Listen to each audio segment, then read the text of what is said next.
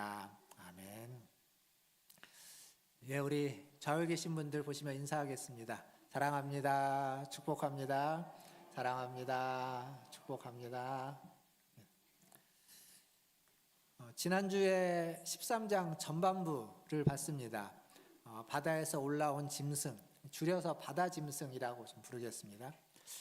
이 바다짐승이 강력한 국가 권세, 권력을 의미하기도 하면서 동시에 그리스도를 흉내내는 어떤, 지난번에 이제 제가 짝퉁 그리스도 이렇게 얘기했죠. 그리스도를 흉내내는 존재라고 했습니다.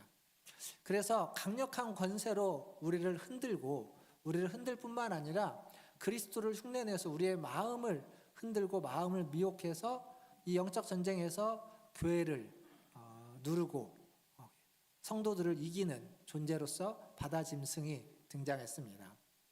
오늘은 이제 이 바다짐승에 이어서 그 뒤에 나오는 땅에서 올라온 짐승, 땅의 짐승에 대한 이야기를 할 겁니다. 근데 가만히 보면 이 13장에 땅의 짐승이 있고 바다의 짐승이 있고 12장에는 용이 등장합니다. 즉 용과 바다 짐승, 땅의 짐승, 이 세 짐승을 지난주에 제가 뭐라고 말씀드렸냐면 하나님을 흉내내는, 하나님을 그리고 예수님을, 성령님을 흉내내는 존재들이다, 그렇게 말씀을 드렸습니다. 그러니까 이들은 교회를 공격하고 성도들을 넘어뜨리기 위해서 하나님을 모방하는 겁니다. 하나님처럼 나타나고 등장하고 흉내내서 하나님인 줄 알고 따라가 보면 엉뚱한 데로 가게 되는 그러한 일이 일어나게 되는 거죠. 그러니까 이게 사실은 이 종말의 시대, 마지막 시대를 살아가고 있는 우리들의 싸움의 본질입니다. 영적 전쟁이라고 하는 것은 사실은 하나님을 흉내내는 존재, 하나님을 모방하고 짝퉁 하나님과 같은 존재, 하나님을 흉내낼 뿐만 아니라 그리스도를 흉내내고 성령님을 흉내내는 그 존재들의 그 속임수에 넘어가지 않는, 그것에 우리가 이겨낼 수 있는, 그것을 분별해낼 수 있는 싸움, 이게 영적 전쟁에서 가장 중요한 싸움입니다. 오늘은 이 땅에서 올라온 이 짐승에 대한, 그 짐승이 무엇을 상징하는지, 그리고 그가 어떠한 일을 하고 있는지, 그리고 이제 우리가 계시록 하면은 항상 관심이 있는 666에 대해서, 666에 대해서 좀 같이 생각해 보려고 합니다. 1부 때 말씀을 전하다 보니까 쭉 풀어서 얘기하니까 시간이 좀 길게 되더라고요. 2부 때는 좀 더 줄여서 요지만 이야기를 드리겠지만 조금 평소보다 약간 길어질 수도 있습니다. 집중해서 좀 들어주시면 더 좋겠습니다. 자, 먼저 오늘 본문 11절과 12절을 한번 같이 읽어보도록 하겠습니다. 11절, 12절입니다. 같이 읽겠습니다. 내가 보매 또 다른 짐승이 땅에서 올라오니 어린 양같이 두 뿔이 있고 용처럼 말을 하더라. 그가 먼저 나온 짐승의 모든 권세를 그 앞에서 행하고 땅과 땅에 사는 자들을 처음 짐승에게 경배하게 하니 곧 죽게 되었던 상처가 나은 자니라. 아멘. 자, 여기 보면 11절에 땅에서 올라온 짐승, 땅의 짐승이 나오는데 어린 양 같고 두 뿔이 있다, 이렇게 이야기합니다. 앞에서 바다에서 올라온 짐승, 바다 짐승 같은 경우 보면 머리가 7이요 뿔이 10 있는데 그 뿔에는 왕관이 있고 머리는 어떻고 몸은 곰이고 표범이고 입은 사자와 같고 이런 식의 좀 굉장히 화려한 묘사를 하고 있습니다. 근데 그에 비해서 지금 땅에서 올라온 이 짐승은 굉장히 소박합니다. 어린 양 같고 두 뿔이 있다. 그러니까 굉장히 단촐하고 소박해요. 근데 이어서 뭐라고 이야기하냐면 용처럼 말을 하더라.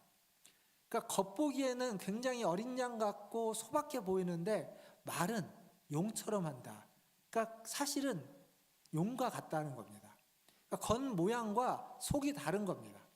겉은 차분하고 얌전하고 소박하지만 그 속은 악하고 무서운 용과 같은 존재, 그게 바로 땅에서 올라온 짐승이다라는 거죠.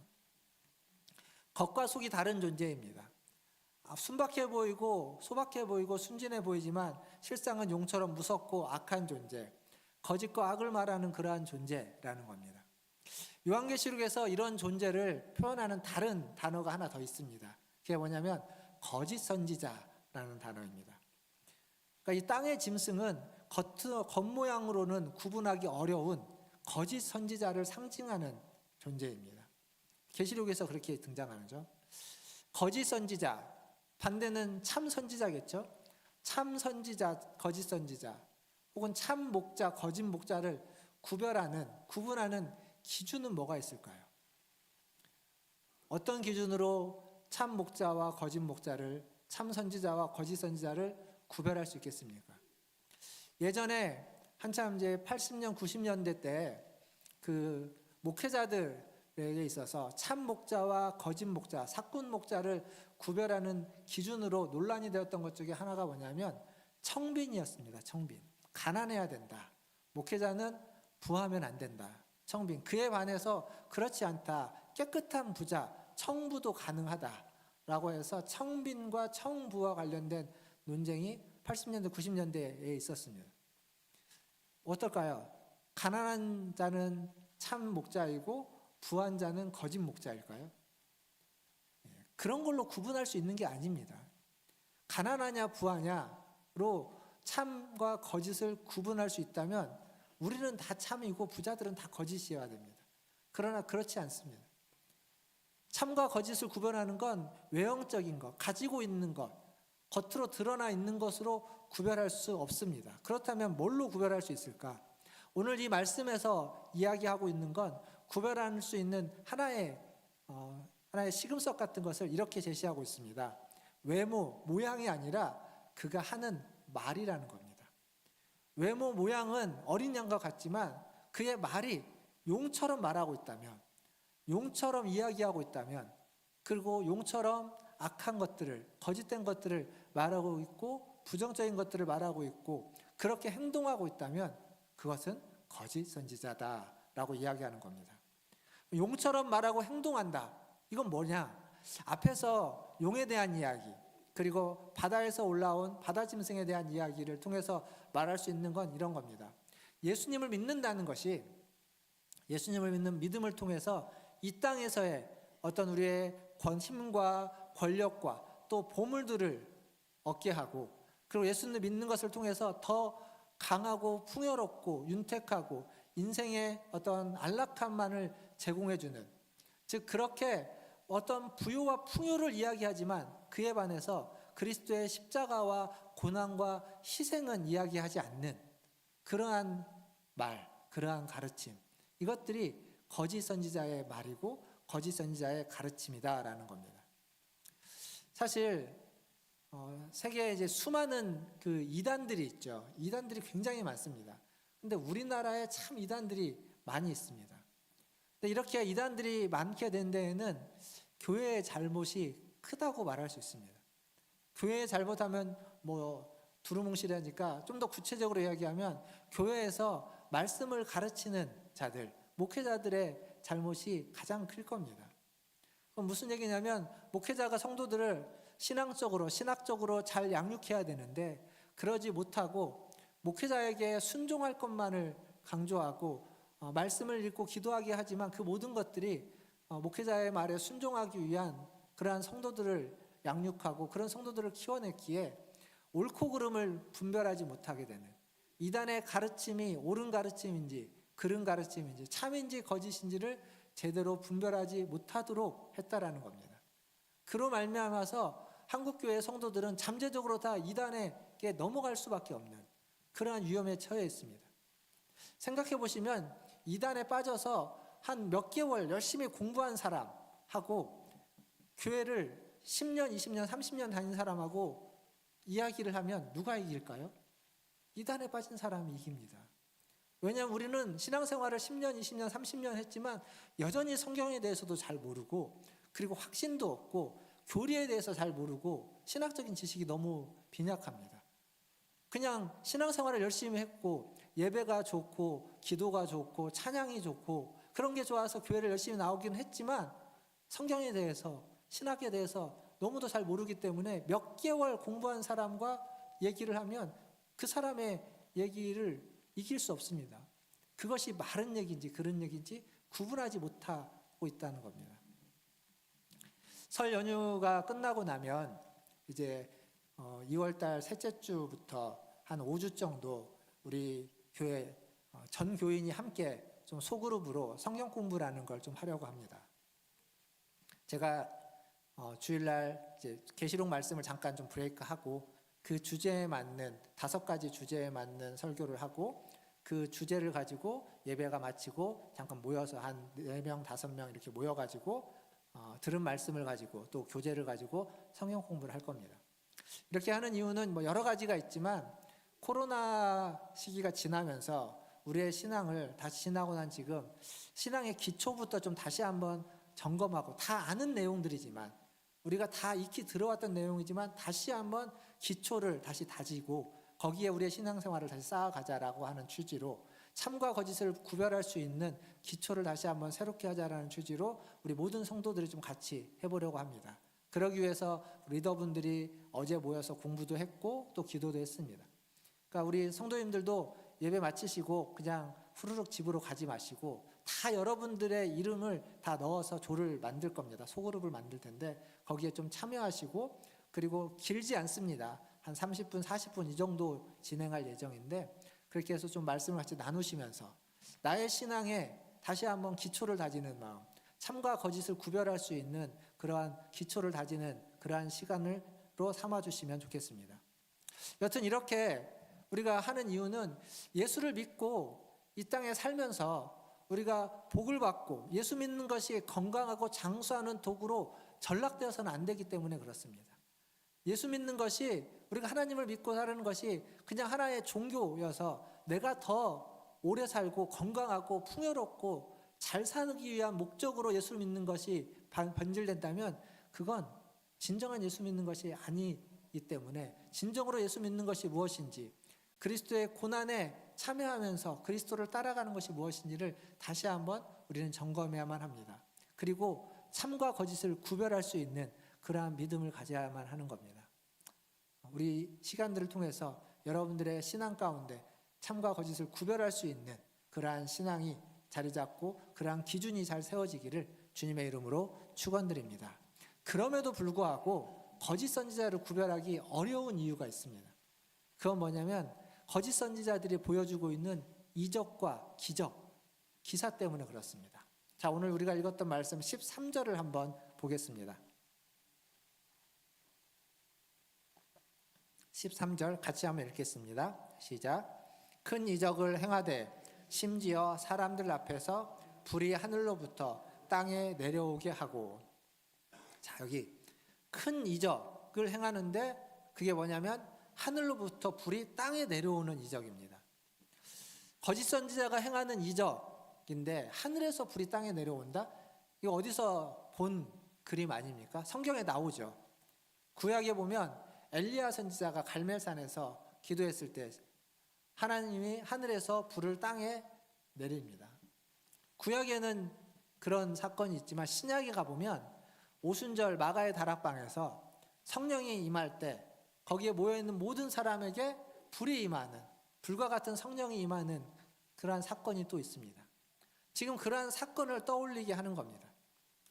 심지어 15절에 가면 이 짐승의 우상을 만드는데 그 우상에게 생기를 주어서 그 우상이 말하고 행동하게 한다라고 하는 말씀이 있죠. 그때 그 생기가 여기 헬라어로 푸뉴마라는 단어를 쓰고 있는데 이 말은 뭘 지칭할 때 쓰는 말이냐면 성령님을 지칭할 때 쓰는 말입니다. 그러니까 성령님을 지칭하는 단어, 성령님의 생기를 지칭하는 단어를 우상에게 생기를 부어넣는 것과 같은 단어를 사용함으로써 이 우상, 이 땅의 짐승들이 하는 그 일이 성령님의 일을 그대로 흉내내고 있다는 겁니다. 성령님의 일을 하늘에서 불이 떨어지는 역사, 그리고 성령님이 회복하고 생기를 불어넣어서 살리는 역사를 그대로 모방하고 흉내내고 있습니다. 이러니 사람들이 속지 않을 수 없는 겁니다.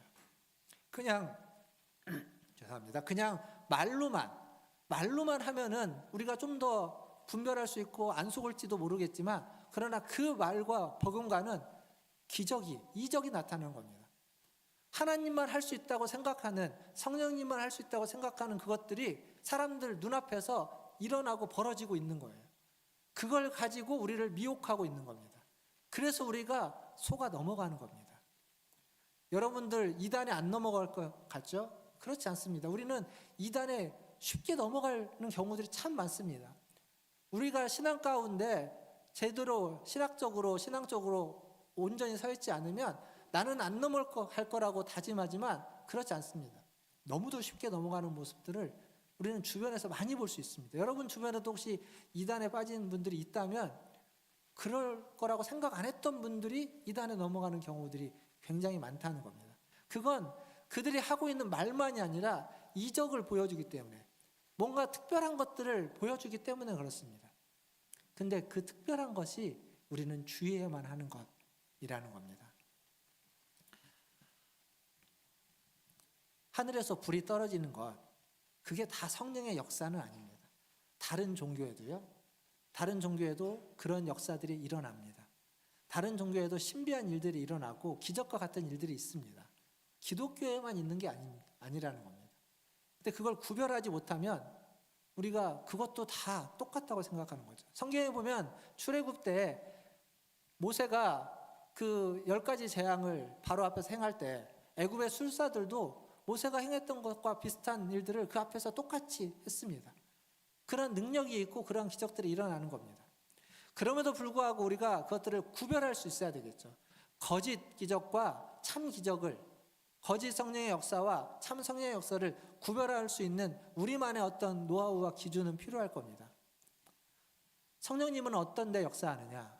성령님은 상한 심령을 어루만지신다는 겁니다. 성령님은 우리의 쓴뿌리들을 제거해 주십니다. 성령님은 역사를 통해서 죄와 악으로부터 우리를 멀리하게 만들고 우리의 욕심과 욕망을 제어해 주시는 겁니다. 우리의 자아를 죽이게 만드는 겁니다. 우리의 자아를 실현시키게 만드는 것이 아니라 우리의 죄된 자아를 죽이고 우리 안에 그리스도가 살아나도록 하는 역사, 그게 성령님의 역사입니다. 그러나 같은 역사여도 성령님이 아닌 거짓 선지자들의 역사는 이를 부추기는 겁니다. 욕심과 욕망을 부추기고 우리가 가지고 있는 그 기적을 통해서, 능력을 통해서 지금보다 좀 더 많은 것들과 큰 것들과 또 나의 꿈과 나의 소망을 이루려고 하는 그런 우리 안에 있는 욕심과 욕망을 부추김으로써 그것을 이루는 데 있어서 수단과 방법을 가리지 않도록 하는 그러한 역사를 일으키는, 이러한 역사는 성령의 역사가 아니라 거짓 선지자들의 역사라고 볼 수 있습니다. 구별할 수 있어야 됩니다. 예수님이 이러한 일에 대해서 미리 경고하셨습니다. 마가복음 13장에 가면 21절부터 23절 말씀에 이렇게 예수님이 말씀하셨습니다. 같이 한번 읽어보겠습니다. 21절입니다. 그때 어떤 사람이 너희에게 말하되 보라 그리스도가 여기 있다, 보라 저기 있다 하여도 믿지 말라. 거짓 그리스도들과 거짓 선지자들이 일어나서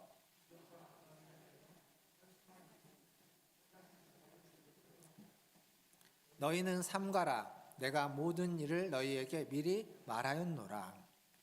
너희는 삼가라. 너희는 속지 말라. 라는 겁니다.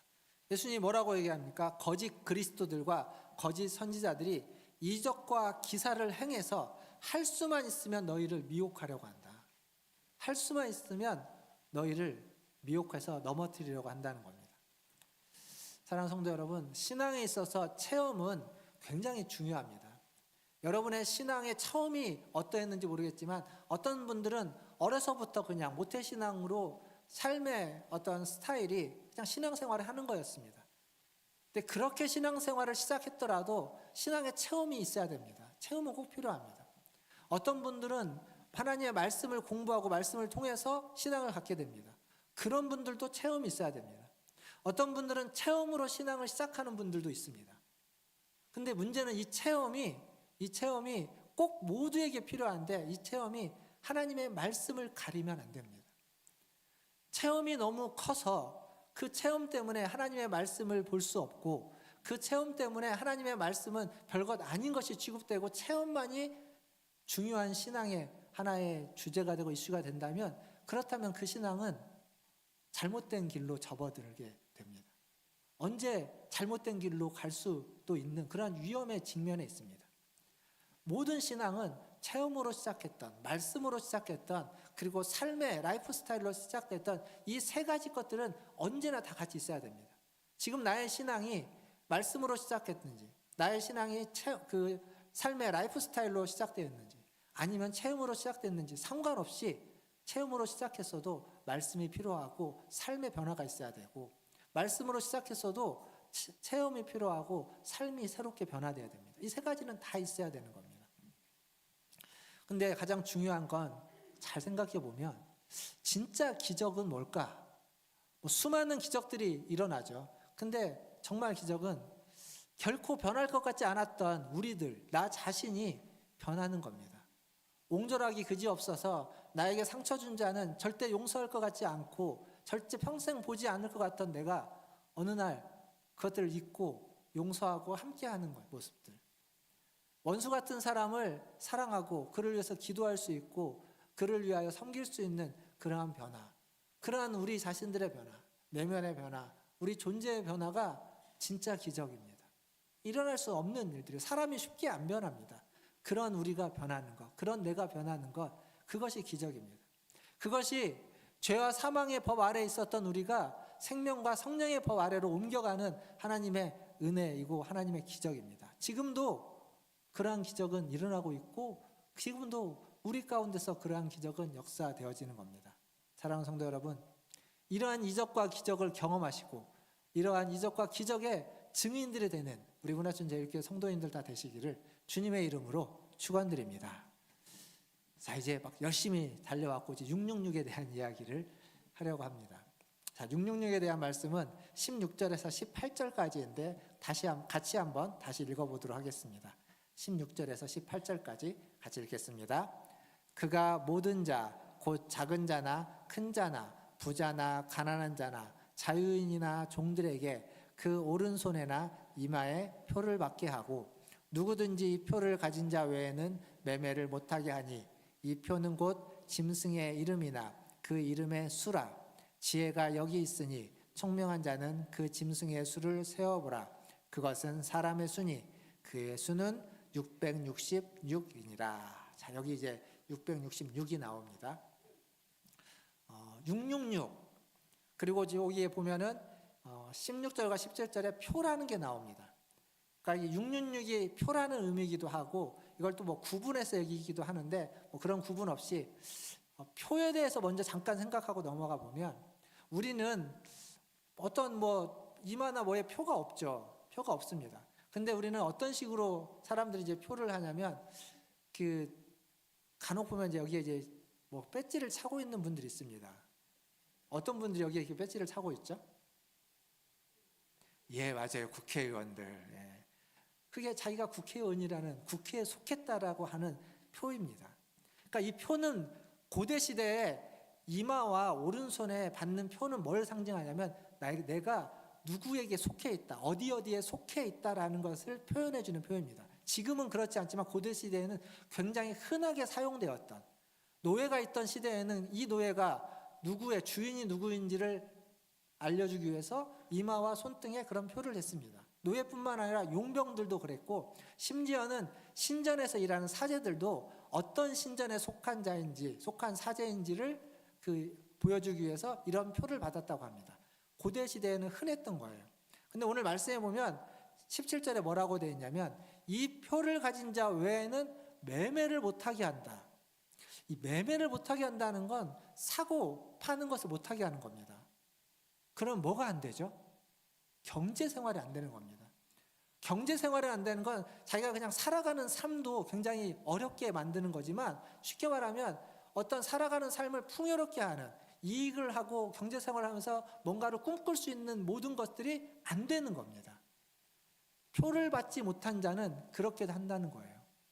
근데 여기서 말하고 있는 이 표를 그냥 문자적으로 그 시대 상황으로 딱 가보면 그 로마가 다스리고 있는 그 시대의 이 표는 황제의 표인데 특별히 이 표를 받는 자와 받지 않는 자의 차이는 자유인들은 표를 받지 않습니다. 자유인들은 표가 필요 없어요. 그러나 그 자유인에 속했던 모든 그 하층민들은 표가 필요한데 그리스도인들은 이 황제의 표를 받기를 원치 않았습니다. 안 받으려고 했어요. 그러면 삶이 어려운 겁니다. 그러니까 이 권세자들은 이걸 통해서 그리스도인들을 핍박하고 그리스도인들을 배교할 수밖에 없는 상황으로 삶을 살아가려면, 먹고 살려면 그러면 표가 필요하게 만드는 겁니다. 그래서 배교케 하고, 그래서 배교가 초대교회에 많이 일어날 수밖에 없었습니다. 그게 그들이 믿음이 없어서라기보다는 살기 위해서 어쩔 수 없이 선택하는 경향도 있었다는 거예요. 그러나 그렇게 살기 위해서 선택했다 할지라도 그 황제의 표를 받는 것, 지금 여기서 말해주고 있는 건 그 표를 받은 자는 표를 받지 않는 자와의 차이에서 결국 그 짐승의 그 표로 말미암아, 그 황제의 표로 말미암아서 영원한 생명에서 떨어질 수밖에 없는 그러한 표가 된다는 겁니다. 이게 이제 표에 대한 기본적인 이해인데, 그 이해를 가지고 자 이제 666에 대한 이야기를 좀 생각해 보면, 그럼 이 666은 도대체 뭐냐? 666에 대한 다양한 해석들이 있죠.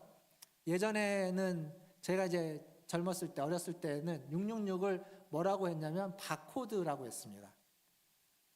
제 눈앞에 바코드가 없긴 한데 바코드라고 했죠. 그래서 그때 한참 이제 물건에다가 바코드를 찍기 시작할 때 바코드가 찍힌 물건을 사면 안 된다, 이런 얘기들도 있었습니다. 그리고 여러분 가보신 적 있는지 모르겠지만 잠실에 롯데월드라는 놀이시설이 있습니다. 그 놀이시설은 실내에 놀이시설이 있는 공간이 있고 실외가 있습니다. 야외 놀이시설이 있는데, 옛날에 90년대에는요 실내에서 실외로 가려면 그 중간에 게이트가 하나 있는데 거기에서 손등에다가 뭘 이렇게 바코드 같은 걸 찍어줍니다. 그래서 그때 이 666 그거 받으면 안 된다. 교회 다니는 사람은 그래서 롯데월드를 놀러 가도 실내에서만 놀아야지 실외로 가면 절대 안 된다. 그런 얘기들, 그런 논란들이 한참 있었습니다. 생각해보면 되게 웃기는 얘기인데 그때는 그게 그렇게 웃기는 얘기가 아니게끔 말했습니다. 근데요, 이 바코드가 모든 물건에 다 찍혀지고 안 찍힌 데가 하나도 없게 되자 그런 말이 싹 들어갑니다. 이걸 안 사면 안 되니까요. 그래서 그 다음에는 666이 바코드에서 뭘로 바뀌냐면 신용카드로 바뀝니다. 신용카드에 있는 그 IC 칩, 이게 666이다. 그래서 신용카드를 쓰면 안 된다. 근데 이것도 2000년대로 딱 넘어오면서 모두가 신용카드 아니면 사용할 수 없으니까 그런 얘기 또 싹 들어갑니다. 지금은 뭐라고 얘기하고 있죠? 666을? 안 들어보셨습니까? 베리칩. 우리 사람의 개인정보를 탑재한 그 생체에다가 인식하는 칩, 베리칩. 그래서 손목이나 이런 데다가 인식하는 칩. 이게 이제 한참 나오다가 요즘 좀 조용하긴 한데 그런 게 666이다 이렇게 이야기합니다. 근데 여러분 이건요 666 아닙니다. 이게 666이라는 오해를 받게 되는 건 뭐냐면, 그 과학기술이 발달하면서 컴퓨터가 발달하면서 컴퓨터는 이진법이라고 하는 0과 1이라는 그 숫자로 모든 것이 다 계산되어지고 표현되어집니다. 그러니까 숫자로서 과학기술이 발달하다 보니까 숫자 666이라는 숫자와 관련돼서 그것들이 과학기술의 오해를 받는 것뿐이지 과학기술이 아닙니다. 그게 만약 666이라면 그러면 고대에는 이 계시록의 말씀이 쓰여질 때는 666은 없는 겁니다. 그리고 바코드가 없어지는 사회에는 666은 없는 겁니다. 근데 지금 성경은 666이 그때도 있지만 지금도 있고 앞으로도 있을 것이다 라고 이야기하는 겁니다. 그럼 그게 아니에요. 그러니까 그런 것들 때문에 베리칩이 지나면 분명히 또 무엇인가 다른 것이 666이다 하고 등장할 겁니다. 신경 하나도 안 쓰셔도 됩니다. 666 아니니까. 그러면 666이 뭐냐? 이 666을 해석하는 가장 크게 여러 가지 방법들이 있지만 두 가지 방법이 있습니다. 하나는 이 숫자를 문자로 바꾸는, 그 문자, 그 알파벳은 각 문자들마다 수를 의미하는 게 있습니다. A는 수가 몇이고 이렇게 있는데 그 히브리어도 마찬가지입니다. 그래서 그 수와 문자를 가지고 이제 어떤 그 암호를 해석하는 방법으로 그 666을 해석하는 겁니다. 그걸 뭐라고 말하냐면 게마트리아라고 하는 해석 방법을 쓰는데, 이 해석 방법의 대표적인 게 바이블 코드라는 책을 아시나요? 바이블 코드라는 책은 성경에는 어떤 비밀스러운 암호가 있어서 성경에 있는 내용을 숫자로 치환해 가지고 그 숫자를 다시 문자로 바꾸면 성경에 있는 비밀의 그 암호를 알 수 있다라고 하는 책이 있습니다. 그게 한참 또 인기 있었던 책인데, 그런 식으로 약간 숫자와 문자를 치환하면 666은 뭐가 되냐면 네로 카이사르라고 하는 말이 됩니다. 그 말하면 네로 황제, 네로 시저라는 말입니다. 그래서 666을 그때 당시에 초대교회는 기독교를 가장 박해하고 있는 네로 혹은 로마의 황제다 이렇게 보았습니다. 그 시대에는 그렇게 이해할 수 있습니다. 근데 우리가 와서 봤을 때는 지금 만약 이 방법을 그대로 우리가 채용한다면 지금 우리에게는 666이 없는 겁니다. 네로 황제도 없지만 로마라는 제국이 없고 로마의 황제가 없기 때문에 666은 없는 겁니다. 그렇다면 이 방법도 뭐 굉장히 중요한 방법으로 언급되긴 하지만 제가 보기에는 666에 대한 제대로 된 이해가 아니라 다른 방법. 그 다른 방법은 앞에서 계시록 제가 이야기하면서 숫자에 대한 얘기를 여러분에게 한번 한 적이 있습니다. 성경에 특별히 계시록에서 언급되고 있는 숫자. 그러면서 7이라는 숫자는 하나님을 의미하는 완전한 수로서 말씀을 드렸죠. 그리고 이 하나님을 의미하는 완전한 수로서 7과 함께 하나 더 말씀을 드렸는데 그게 뭐냐면 3이라는 숫자입니다. 3. 그래서 완전한 수인 7이 3번 반복되는 777은 하나님을 이야기하는 완전한 하나님을 이야기합니다. 삼위일체도 그런 3이라는 숫자에 하나님의 완전함을 말해주고 있는 숫자이기도 합니다. 근데 그런 숫자에 대한 이해를 가지고 6을 보면 6은 7이라는 완전수에 가장 가까운 불완전한 수입니다. 완전하지 않은 수. 완전한 것과 가장 가깝지만 완전하지 않은 수입니다. 그러니까 완전한 하나님과 가장 비슷하지만 하나님이 아닌 거예요. 완전한 하나님처럼 보이지만 사실은 완전하지 않은 존재를 의미할 때 6이라는 수를 사용합니다. 그리고 그 6이라는 수를 3번 반복해서 666 하면서 그 완전하신 하나님을 가장 비슷하게 흉내내고 모방하는 존재를 수로 이야기할 때 666 이렇게 이야기하는 겁니다.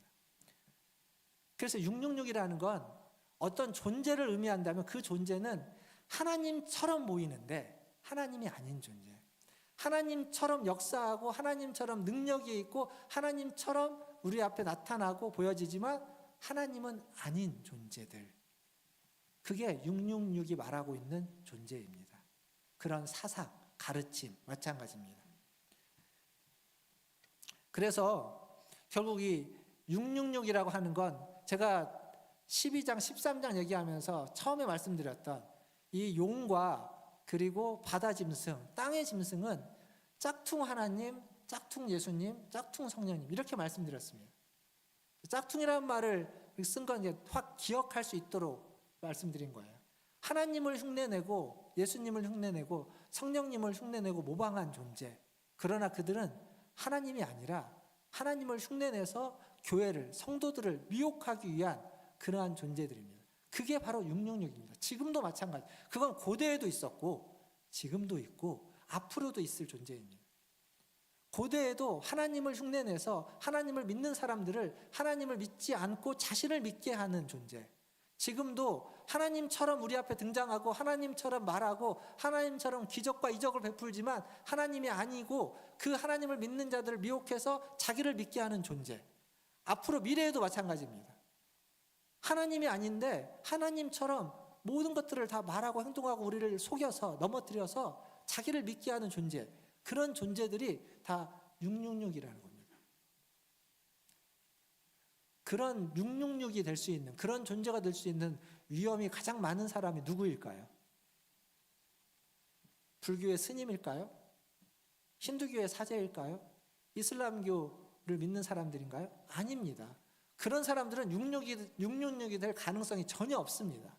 666의 존재가 될 가능성이 가장 많은 자는 저와 같은 사람입니다.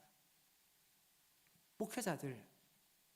이단들은 확연히 눈에 띄는 사람들이니까 이단의 교주들은 확연히 잘못됐다고 하니까 우리에게는 그렇게까지 위험하게 보이지 않습니다. 하지만 기존 교회 안에서 하나님의 말씀을 가르치고 하나님의 말씀을 전하고 하나님의 뜻을 전하고 신학을 가르치는 자들이 가장 위험한 자들입니다. 가장 거짓 선지자일 가능성이 높은 사람들입니다. 저 같은 사람이 그럴 가능성이 가장 높습니다. 그래서 여러분들에게 필요한 게 분별력이 필요하다는 겁니다. 그냥 앞에 있는 사람, 앞에서 말하고 있는 사람들의 그 뜻을 다 받아들이고 순종하는 것만 가르쳐가지고 순종하는 것만 따라가는 것, 순종만이 능사가 아니라는 겁니다. 순종은 분별한 후에 해도 됩니다. 분별하지 못하고 순종하는 건 이단에 빠질 수 있고 거짓 선지자에 넘어갈 수 있는 가능성이 큰 겁니다. 666의 표를 받는다. 구약에 가면 신명기 6장에 가면 쉐마라고 하는 그런 어떤 텍스트가 있습니다. 거기에 가보면 하나님의 말씀을 미간에 그리고 손에 새겨가지고 그 말씀을 보고 그 말씀을 따라서 우리의 삶을 살라고 그렇게 가르칩니다. 율법을 그렇게 가르칩니다. 근데 거기에 미간이 이마죠. 그리고 손등을 이야기합니다. 그러니까 거기에 하나님의 말씀을 새겨서 하나님의 말씀을 두어서 그 말씀을 따라 살아가고 그 말씀을 가지고 말씀에 순종하도록 이야기하고 있는데 지금 계시록에는 그 미간, 이마와 손등에 666이라고 하는 표를 받아서 하나님을 생각해야 되고 하나님의 말씀이 있어야만 하는 자리를 다른 것들로 대치해버리게 만드는 겁니다. 대치할 뿐만 아니라 그 말씀을 따라가지 않고 말씀에 순종하지 않고 잘못된 가르침과 잘못된 교리에 따라가게 만드는 것. 그게 666이라고 하는 존재이고 666이라고 하는 표가 되는 겁니다.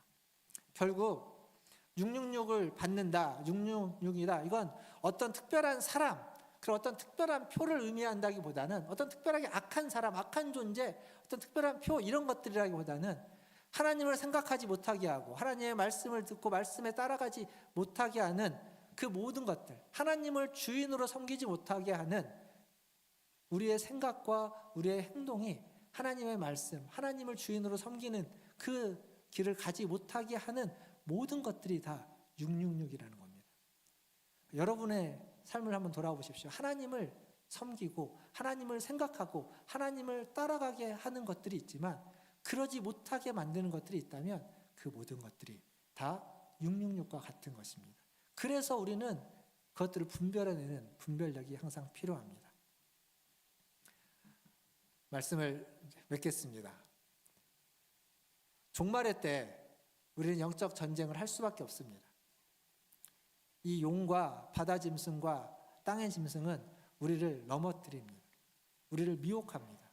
근데 하나님이 이 싸움에서 우리가 잘 싸우기를 원합니다. 그래서 지금 계시록 말씀을 통해서 우리가 싸워야 되는 상대가 어떤 존재인지를 알려주는 겁니다. 손자병법에 그게 있죠. 지피지기면 뭐라고요? 백전백승이 아니라고 제가 여러 번 말씀드렸죠. 지피지기면 백전불태라고. 적을 알면 그 100번 싸워서 100번 지지 않는다는 겁니다. 위태롭지 않아요. 지금 그래서 하나님이 알려주는 겁니다. 우리가 이 싸움에서 이기려면 우리에게 필요한 건 성도의 그 앞에 10절에 지난주에 말씀드렸죠. 성도의 믿음과 인내, 이게 우리에게 필요한데 하지만 우리가 적을 알면 최소한 그 적에게 지지는 않습니다. 넘어가지는 않습니다. 미혹에 넘어가지 않습니다. 버텨내는 겁니다. 버텨낼 수 있는 힘. 그래서 지금 알려주시는 겁니다. 거짓 선지자가 어떤 존재인지, 그들의 유혹과 미혹이 우리에게 어떻게 오는지를 알려주는 거예요. 적을 알려줘서 이 싸움에서, 이 역적 전쟁에서 패하지 않도록, 넘어가지 않도록, 미혹되지 않도록 주님이 알려주시는 겁니다. 겉으로는 구별되지 않기 때문에, 수많은 이적과 기사도 나타나기 때문에, 그러나 그들의 가르침, 그들의 기적, 그들이 지향하는 바가, 그들의 메시지가 결국 어디로 가는지를 보라는 겁니다. 그들의 말과 행동을 보면 그것이 그리스도를 향하고 있는지, 하나님을 향하고 있는지, 아니면 세상의 것들을, 욕망을, 그리고 악한 것들을, 그리고 엉뚱한 존재를 향하고 있는지를 통해서 우리는 분별할 수 있어야 됩니다. 사랑하는 성도 여러분, 우리가 살고 있는 세상은 수많은 미혹과 유혹으로 넘쳐납니다. 그래서 우리에게 필요한 것, 반드시 있어야만 하는 건 분별력입니다. 그 분별력은 다른 걸로 우리에게 주어지지 않습니다. 하나님의 말씀으로, 진리를 우리가 알고 깨달아감으로 우리는 그 분별력을 키워야만 하는 겁니다. 그래서 그리스도를 따르는 길과 세상을 따르는 길, 진정한 참 하나님을 따르는 길과 거짓 하나님을 따르는 길이 무엇인지를 구별하고 분별할 수 있어야 됩니다. 교회는 반드시 승리할 것입니다. 근데 그러한 과정에서 분별력이 필요하고, 그리고 여러분의 믿음과 인내 또한 필요합니다. 어렵고 힘든 싸움을 우리는 싸워가야만 합니다. 하지만 우리는 하나님의 말씀을 붙잡고 말씀을 통해서 그것을 버텨낼 수 있습니다. 유혹하고 속이는 자, 미혹하는 자가 우리 안에 들어와서 우리의 마음속을, 그리고 우리의 공동체 속에서 우리를 넘어뜨리고 속이고 공격할 수 있습니다. 그래서 깨어 있어야 되는 겁니다. 말씀으로 무장되어 있어야만 합니다. 말씀으로 무장하시고 깨어 있어서 분별력을 가지시고 믿음과 인내를 가지셔서 마침내 마지막 그 전쟁, 그 전투가 끝나는 날, 그 영적 전쟁이 맞춰지는 그날, 그 자리에서 우리 모두가 다 하나님의 편에 서서 그 승리를 만끽할 수 있는 은혜가 있기를 주님의 이름으로 축원드립니다. 기도하겠습니다. 여러 이야기들을 말씀드렸습니다. 666에 대해서 좀 이해가 되게 말씀을 드렸는지 모르겠습니다. 수많은 이야기들이 있지만 우리가 기억할 건 그겁니다. 하나님의 교회는, 하나님의 백성은 하나님이 그냥 방기해 두지 않습니다. 내버려 두지 않습니다. 승리할 수 있도록 계속 말씀하시고 또 권하시고 때로는 강권하시는 겁니다. 거짓 그리스도, 거짓 선지자에게 넘어가지 않도록 그들에 대해서 알려주시고 그리고 우리를 붙잡아 주시는 겁니다. 우리 안에 들어와서 그들이 공격하고 우리를 넘어뜨리려고 한다 할지라도 우리가 하나님을 의지하고 하나님 앞에 기도하며 하나님의 말씀을 붙잡고 그 분별력을 키워나가면 고난이 있고 환난이 있고 어려움이 있지만 그럼에도 마침내 우리는 이 전쟁에서 승리하게 될 것입니다. 그래서 하나님의 나라에 하나님의 편에 서서 그 승리를, 그 기쁨을, 그 영광을 만끽할 수 있을 것입니다. 그날까지 하나님 앞에 하나님 주님의 말씀으로 우리를 무장시켜 주시옵소서. 주의 말씀을 통하여서 분별력을 나에게 주시옵소서. 무엇이 옳고 그른지, 무엇이 참 그리스도이고 거짓 그리스도인지, 무엇이 참 선지자의 말씀이고 거짓 선지자의 말인지를 분별할 수 있는 분별력을 주시고 이 세상 속에서 수많은 미혹과 유혹을 구별하여서 분별하여서 하나님을 온전히 따라갈 수 있게 하여 주시고 때로는 넘어져도 다시 일어날 수 있도록 우리를 일으켜 세워 주시옵소서라고 같이 한 목소리로 기도하며 주님 앞에 나아가겠습니다. 기도하겠습니다. 하나님 아버지